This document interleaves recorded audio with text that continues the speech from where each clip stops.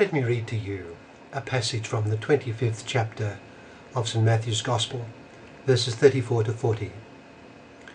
It's the Gospel which could be used for the Sunday for Indigenous peoples, which, at least in Australia, is celebrated on the first Sunday in July for Aboriginal people and Torres Strait Islanders.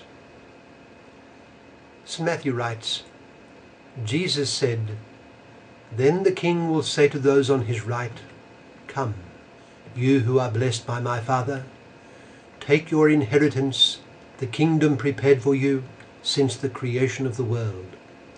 For I was hungry, and you gave me something to eat. I was thirsty, and you gave me something to drink. I was a stranger, and you invited me in. I needed clothes, and you clothed me. I was sick, and you looked after me. I was in prison, and you came to visit me.' Then the righteous will answer him, 'Lord, when did we see you hungry and feed you, or thirsty and give you something to drink? When did we see you a stranger and invite you in, or needing clothes and clothe you? When did we see you sick or in prison and go to visit you?'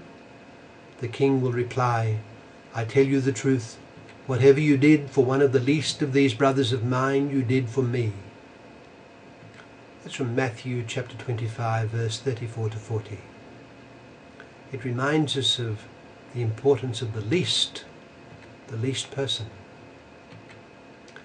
You know, when Prince William, the Duke of Cambridge, and eldest son of Prince Charles and Diana, visited Australia in March of 2011, he was received with delight everywhere. Was it because of his accomplishments, or because of some special interior qualities? No, it was because of who he is, the second in line to the British throne after his father Charles. Of course, his personality and manner greatly assisted in ensuring the warmth of his welcome, but essentially it was because he is a very prominent member of the British royalty. If all goes well, he is destined for the thrones of 16 independent sovereign states known as the Commonwealth Realms: the United Kingdom, Canada, Australia, New Zealand, Jamaica, Barbados, the Bahamas, Grenada, Papua New Guinea, the Solomon Islands, Tuvalu, St. Lucia, St. Vincent, and the Grenadines, Belize, Antigua, Barbuda, and St. Kitts and Nevis. Consequently, he is also the second in line, again behind his father, to the position of head of the Commonwealth. That's a figurehead position of the 54-member Commonwealth of Nations. And, in England only, the sovereign governor of the Church of England. Well, these are largely honorific rather than executive roles. Still, they all add lustre to his person as he is perceived by the world. It is in this sense that the honour accorded him is due to who he is. But of course, when we say that it is due to who he is, we are speaking of extrinsic rather than intrinsic qualities of his person. We're not speaking of special qualities of his precisely as a member of the human race.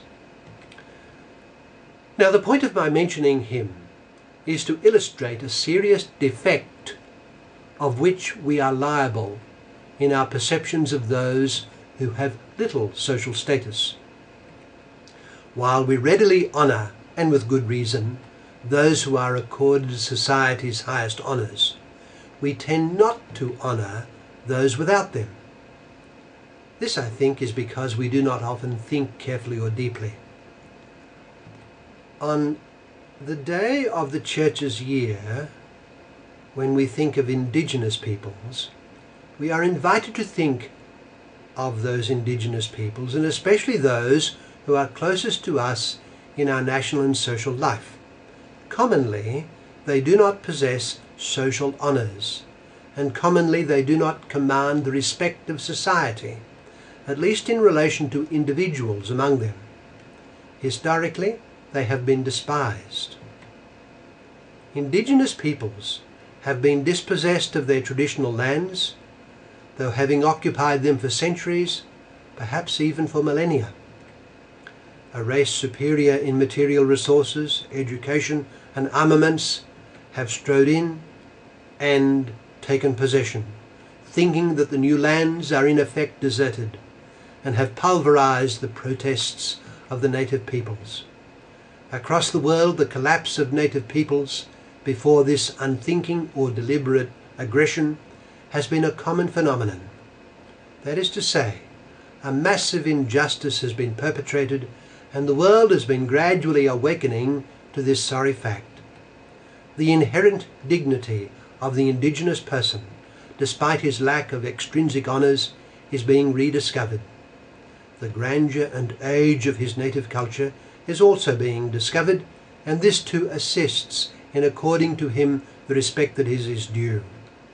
But what ought be the let us ask this: what ought be the foundation of our respect for the least honoured among human beings? The foundation ought be his very human nature. He or she is a member of the human race, and possesses just as much inherent dignity and worth as a leading prince of the realm. Prince William is a man, and so is the Indigenous person. More importantly, Prince William is a child of God, who is the common father of all.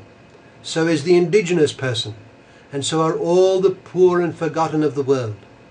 Prince William is a baptized Christian, baptized in Buckingham Palace in August 1982 by the Archbishop of Canterbury at the time.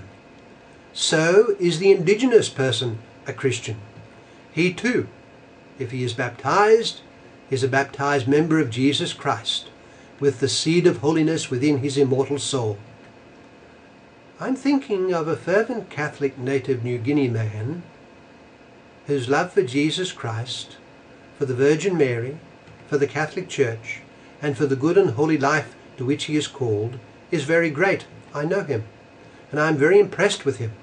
He has a very clear idea of Indigenous culture and native New Guinea religions, and knows what is good and what is bad in them. I greatly respect him for who he is. But these qualities are not merely extrinsic, they are intrinsic to his person. He is a man, a Christian, and a very worthy human being, and a member of an Indigenous people. We must learn to view others with the mind of Jesus Christ, who looks with special regard on the least. Indeed, he personally identifies with them, and takes as having been done to him what is done to them. Lord, we heard in the Gospel that I read earlier, when did we see you hungry and feed you, or thirsty and give you something to drink? When did we see you a stranger and invite you in, or needing clothes and clothe you? When did we see you sick or in prison and go to visit you? The king will reply, I tell you the truth. Whatever you did for one of the least of these brothers of mine, you did to me.